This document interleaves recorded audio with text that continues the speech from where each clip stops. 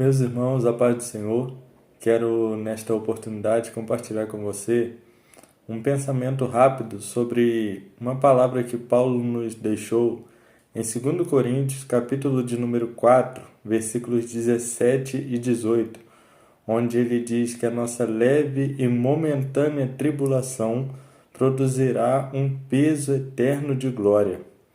É interessante notarmos aqui, irmãos, que Paulo não é qualquer um. Ele é alguém que está falando de algo que ele tem experiência, algo que ele viveu.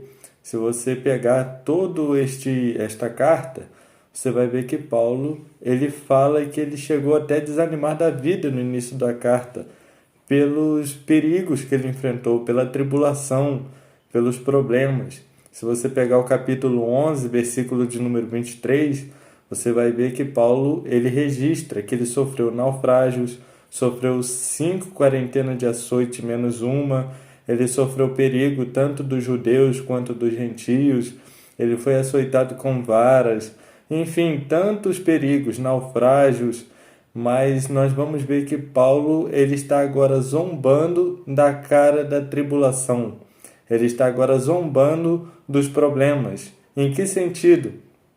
Quando ele olha para o futuro.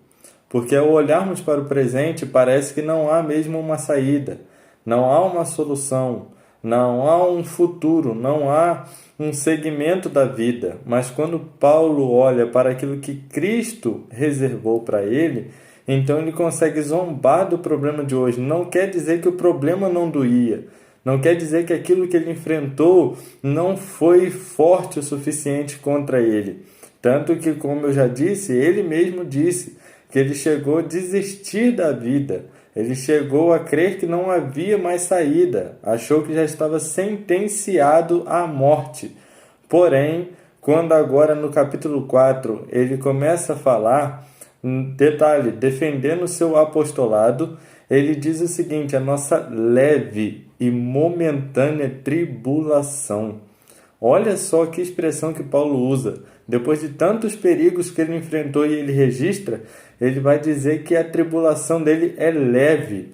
E eu acho interessante porque, olhando para Romanos, em Romanos 5 ele diz que a tribulação produz a paciência, e paciência que é perseverança.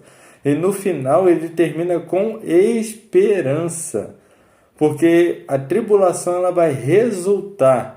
Não é diretamente, mas a partir dela é que vem a nossa esperança. Quando nós nos mantemos perseverantes, nós temos a esperança.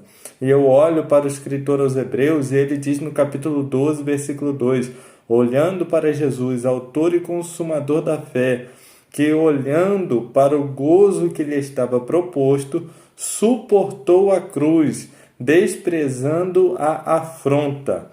Ou seja, ele estava olhando para o gozo proposto e não para a cruz. O que eu aprendo de tudo isso?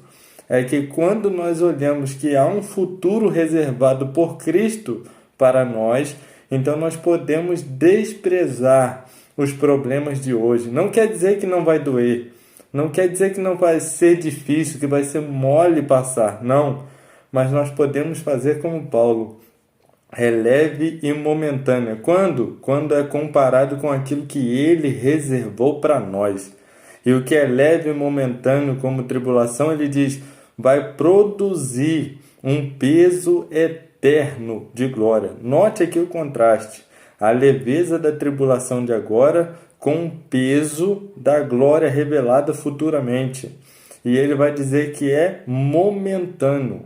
Pode durar tantos anos aqui na terra, mas o que Cristo preparou para nós, a alegria que Ele preparou para nós, com Ele, ela é eterna. E o que eu quero finalizar com isso? É que talvez o seu ano não foi como você esperava, não correspondeu às suas expectativas da virada. Você não conseguiu, não desfrutou de nada que você tinha planejado para esse ano. Talvez deu tudo errado. Talvez você está decepcionado, frustrado, mas eu quero te dar uma palavra de esperança como Paulo está dando aqui aos nossos irmãos coríntios. É que o que é leve e momentâneo vai produzir algo com um peso eterno de glória. Fique com essa palavra, acredite num futuro melhor, acredite num ano melhor e que Deus vai te dar o melhor futuramente que Ele já reservou para você. Que Deus te abençoe, em nome de Jesus.